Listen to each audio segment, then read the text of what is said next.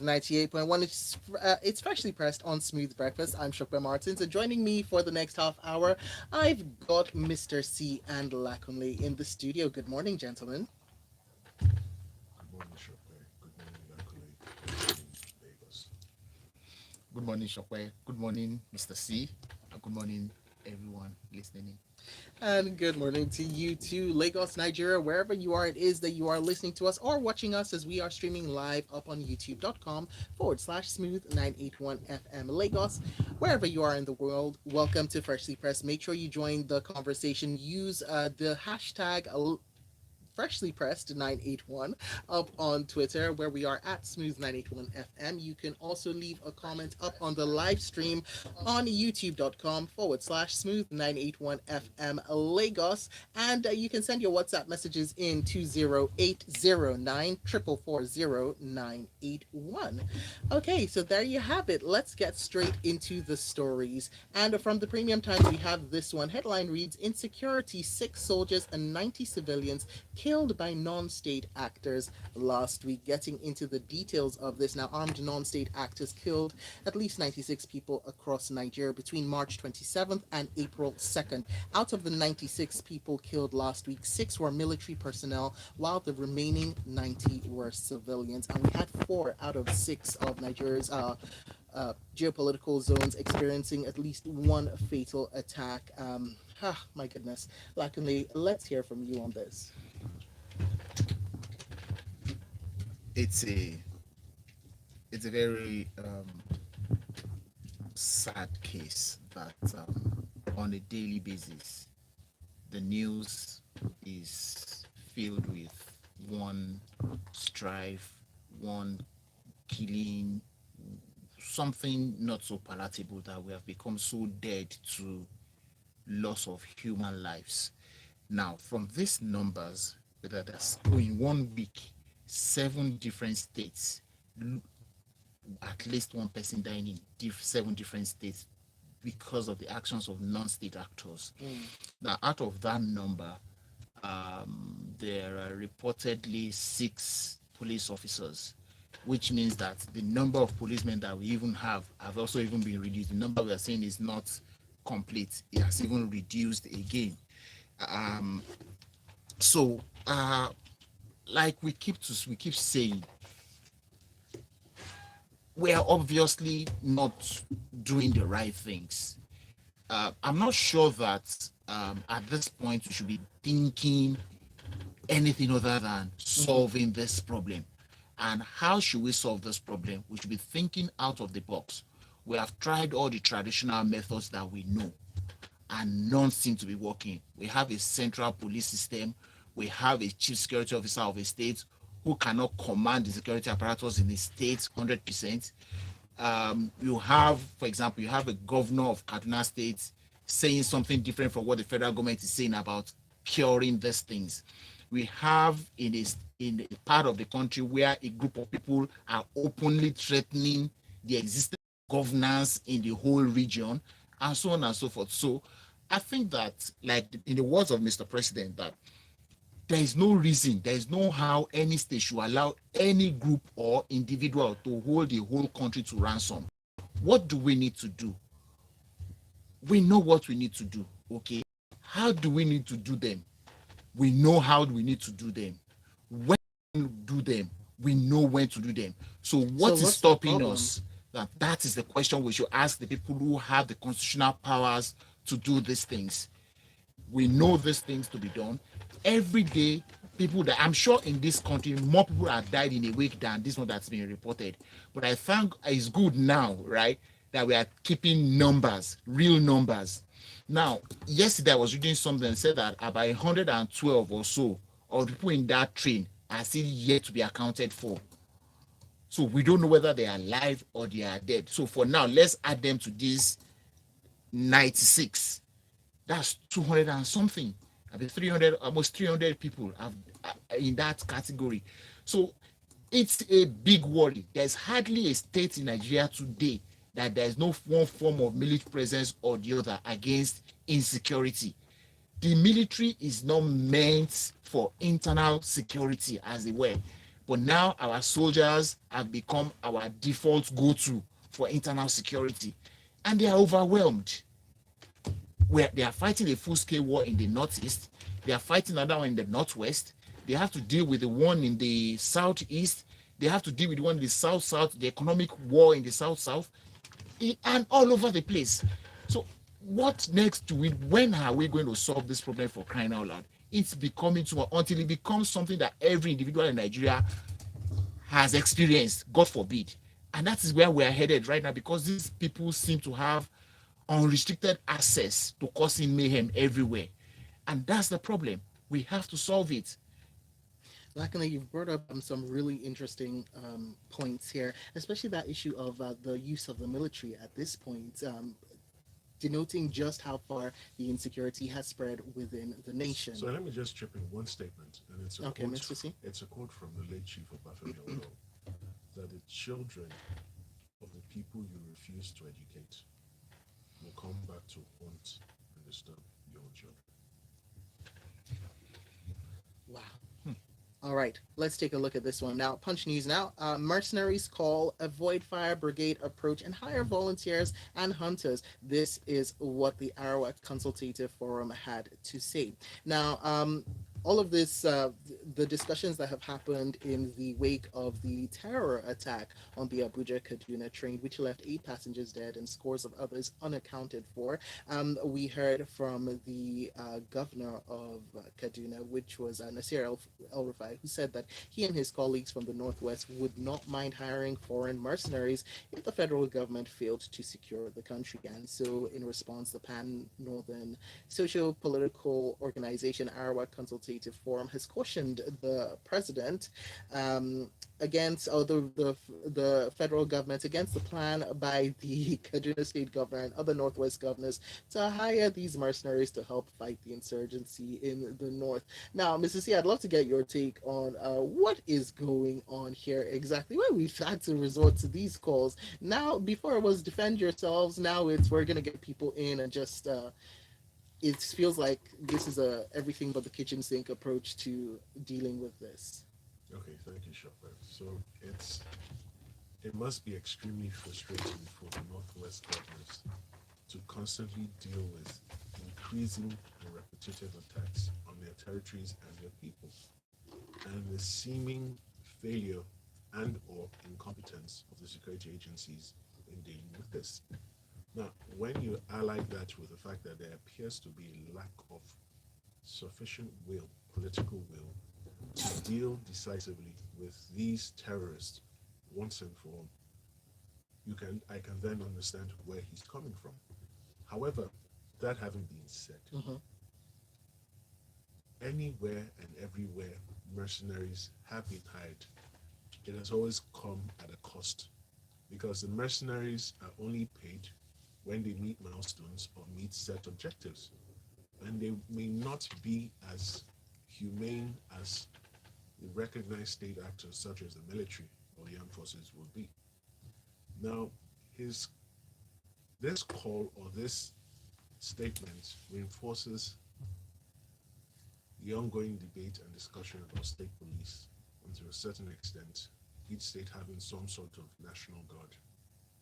Now, if each state has its own complement of security forces, then it doesn't need to wait for signals coming out from the center. And in a true federal system, you cannot have power or organizational control of your security forces centralized to a large extent. You must be able to devolve. Now, that having been said, I'm not in support of the call for mercenaries, foreign mercenaries, and I'm going to explain why. One is the question of control. When you bring them in, who do they answer to? So if 5 Northwest governors bring in 5 different teams of mercenaries, who controls them? That's one. When they embark on operations, are they required to notify the armed forces, the existing military teams on the ground? When a military team is under fire, under attack, are they obliged to help the team? At what point do we disengage? And if they can no longer be paid or they go rogue, how do we hold them accountable? There's Mhm. so many questions that flow from this, and it's a big question why this wasn't discussed at the National Security Council. And if it was, what was the outcome? Because if each state brings in mercenaries, we're also directly saying that we have no confidence in the police or the existing security agencies, and we might as well scrap them. So it's a very deep call, and it's not one I support. The underlying problems to all of this, all these activities, one, Mhm. the lack of proper education. Like I've said repeatedly on this show, it's not just passing through the four walls of the school. You have to educate the mind. Two, you have to create opportunities for them to exploit and fully explore their potentials and abilities. You have to create a level playing field. Until you do these two things and you enthrone justice and accountability, you are always going to come back to things like this. You cannot run away from them. You must enthrone justice, you must enthrone accountability, you must properly educate your citizens, and you must create a level playing field, economically and otherwise, for everyone to fully exploit and discover themselves. All right, now we've got your messages coming in up on youtube.com/smooth 981 FM Lagos on the live stream. Vlad X is commented, if we can't have state police, why can't we decentralize the police command structure? While Samuel from Lekki says, hire mercenaries to fight insurgents in Nigeria. Do we even have the money to pay them? How do we manage them? Are we serious about ending this war at all? We've had the US in the past with stories that they pulled out when it looked like the Nigerian government was really interested in ending the insurgency. Whilst Joy says, nice quote, Mr. C, but these killings are not affecting their children. The people dying each day are the children of the common Nigerian who is struggling to educate their own children. She goes on to talk about Dr. Chinelo, who was not a child of a politician, and neither are the children being kidnapped. Whilst Damilola Olawi from Ikorodu says, how do we solve a problem when those directly affected aren't ready to admit that they have one? Our security and law enforcement and military chiefs will always insist that they are on top of the situation, yet it is their own men that have become target practice for non-state actors. Whilst MI from Makoka says, may we never become numb to these gruesome deaths. Nigeria is truly in dire straits. He goes on to say that these are human beings with their full lives ahead of them that have been cut down by non-state actors, yet some people are preoccupied with 2023 and politicizing terrorism. May we not ever vote for people who will make excuses for incompetence or ineptitude. All right, so let's take a look at this next article coming in from the Punch newspaper. Headline reads, anti-government sermon outrage over Abuja Imam's suspension. Now, this is condemnations just trailing the suspension of the chief imam of Apple Legislative Quarters Mosque, Sheikh Nurul Khalid, over a sermon considered to be anti-government, put in quotation marks here. Now, in the sermon, the clerical ambassador to the government over the killings in Nigeria, advising Nigerians not to vote for leaders who cannot guarantee the safety of lives and property during the 2023 general elections. And we've heard from religious leaders and religious men of influence across men and women of influence across both sides of the divide, saying starting to weigh in on politics because this is something that is directly affecting the lives of Nigerians and many Nigerians at that. But then we now see the mosque committee headed by Senator Saidu Mohammed Dansadao describing going ahead with the what am I saying? With Suspension. the suspension, thank you, which many have described as form of oppression. Laconly, I know you had something to say to add to this story, so I'd love to get your thoughts. So, what exactly did Iman Khalid say that is not in the news, that all of us don't have an idea of, or so all of us don't know about in this country? He has said the obvious things that we all know. He has only stood on that podium on Friday. Okay, so he said this during Jumat service. Of course, that's the end of the week, in quotes, end of the week congregational prayers that Muslims observe on Friday afternoons. Mm-hmm. And this is where you find the largest gathering of Muslims anywhere in any location at a point in time, right? So he has used his position as the imam. The imam is the leader of a congregation to remind people of the obligation to the states, and he has reminded the states of the obligation To to the the people. people. And in saying those words, he is living by the tenets of the faith that he practices. I think that let me try. I was trying to remember it verbatim. There's a verse in the Quran that says that, "Oh, you who believe." I think chapter I'll try to remember, chapter 3, verse 70. Somebody can correct me. I hope I'm correct. It says, "Oh, you who believe, fear Allah and always say the truth." The Imam has only lived by that command in the book that he believes in, which also happens to be the book that the president believes in, which also happens to be the book that the chairman or the committee of this mosque believes in. And the committee says it is against Islamic tenets. If the Quran says that statement to you, so what exactly has he said that is against the tenets of Islam? I'm yet to see that. Having said that, the man has not stood there to say, okay, because there is no security, go and attack the next person. That is what incitement is. He has only pointed out what the problem is. And he was speaking to the people who could effect the change.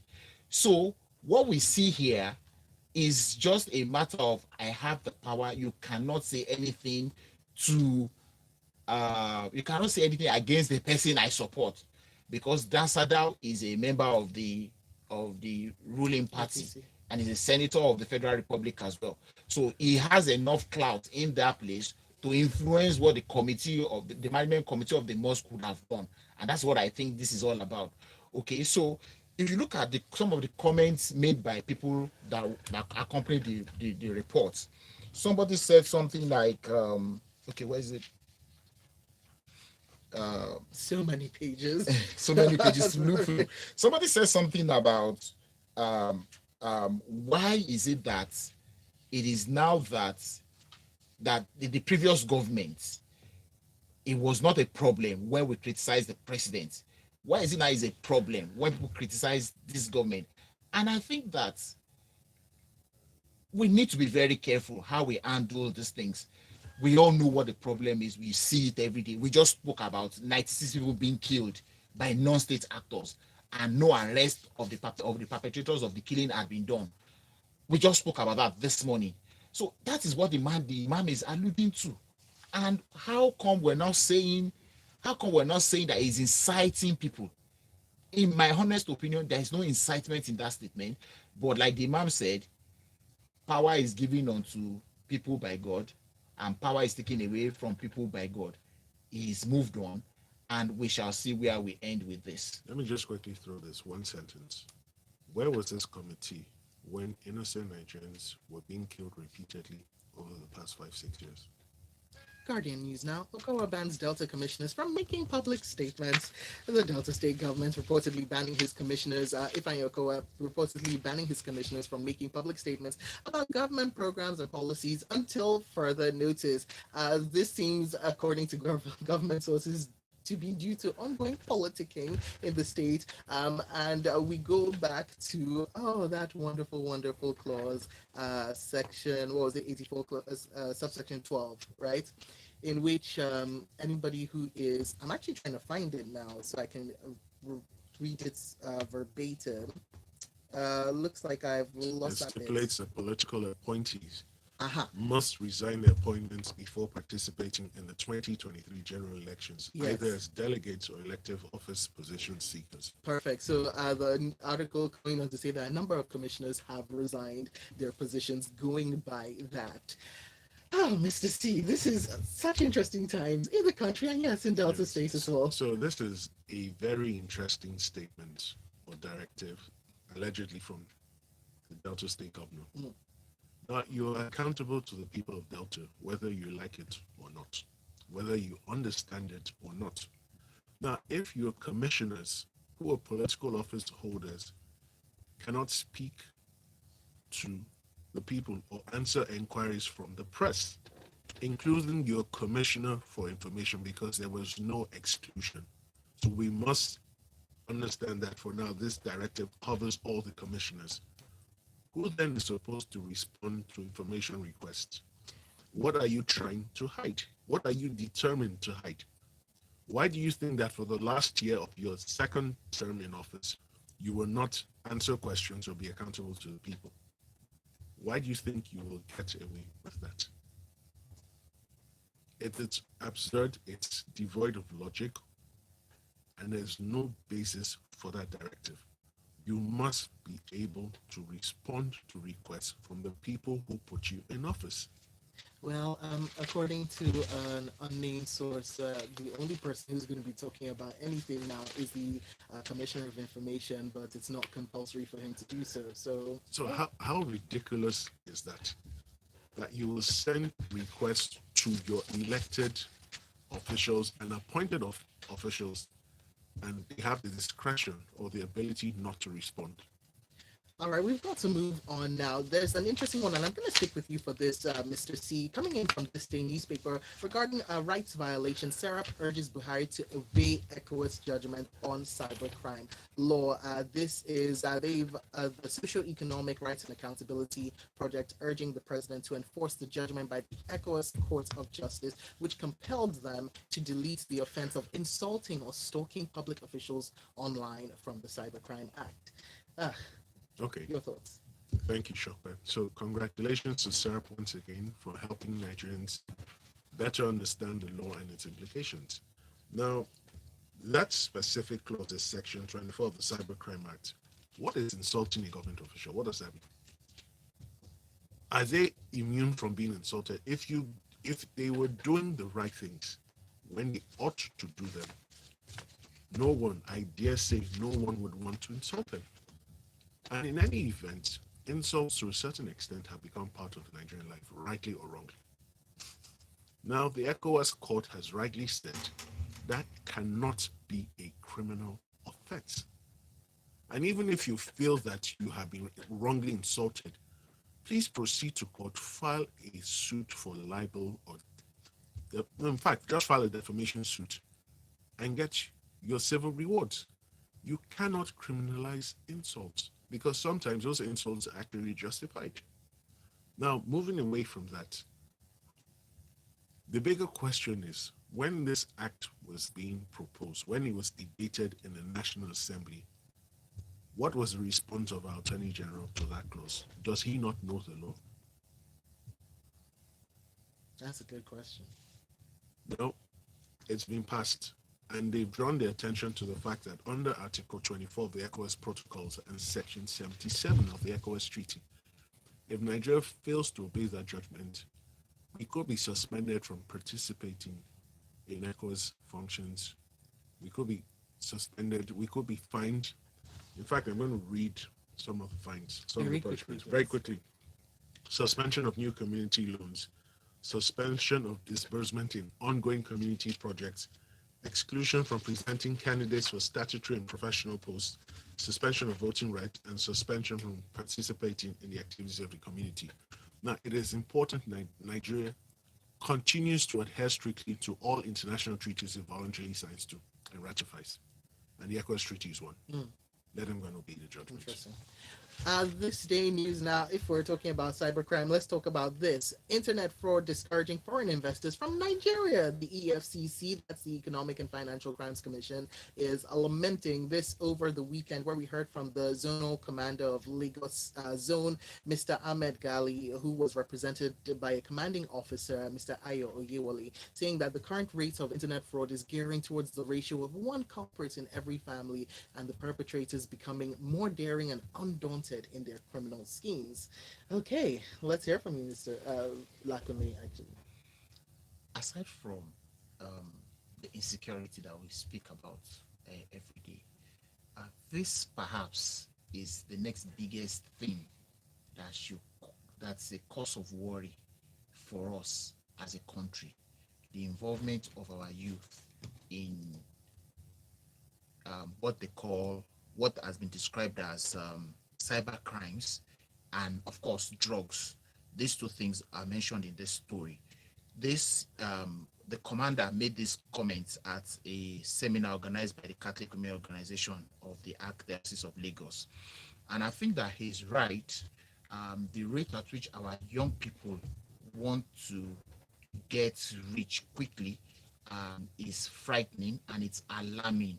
And how creative they are with the use of even our what we call the over-the-counter drugs. How creative they are in using them for whatever reasons and for whatever purposes is unbelievable. You need to move close to those people and say, these young people and see.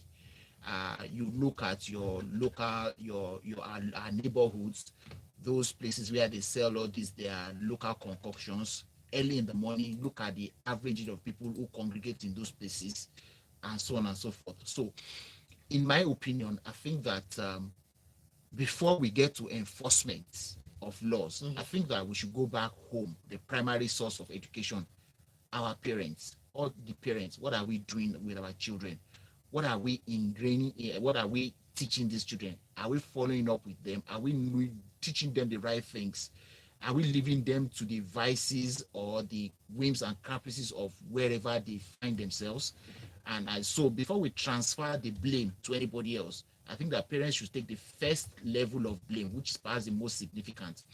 Now, to the idea that, of course, yes, when people hear Nigeria these days, the first thing they say about us most times is that country. There's always this perception that Like all of us are like kings. exactly. So, and I think that the zonal head, the zonal commander is right, and we need to do something about it. We need to get our children to refocus.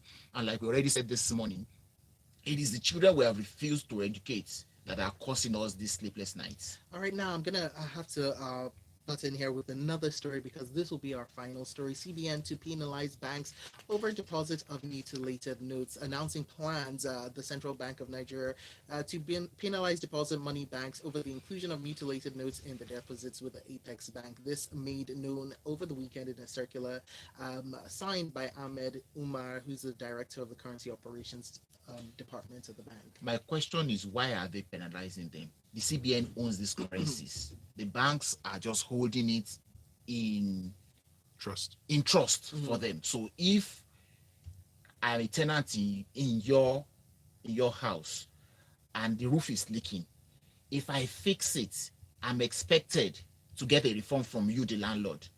Yes, Are but you living in forget Nigeria? that we don't do it. Yes, but that is what it is.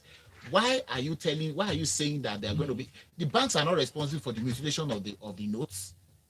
They only take them and return it to you. Of course, we know that the cost of printing our naira notes is even much more than the value of each of the notes that we hold in our hands. We understand that the CBN does. So maybe this is what instead what we should do is to print less notes, focus more on all electronic channels of payments rather than saying to the banks that you're going to be penalizing them for this. I mean, there are more creative ways to do this than passing the blame or work to somebody else. All right, we have come to the end of the show, but I would like to thank my analysts for joining me for today's episode. Thank you so much, Mr. C. Thank you so much, Lakunle. You can find them up on Twitter. Where can we find you? At Lakunle 70. There we go. And Mr. C at Nuncio C with a triple E, right? That's it for today's show. Coming up, 8:15, we'll be talking sports inside the locker room. First Bank.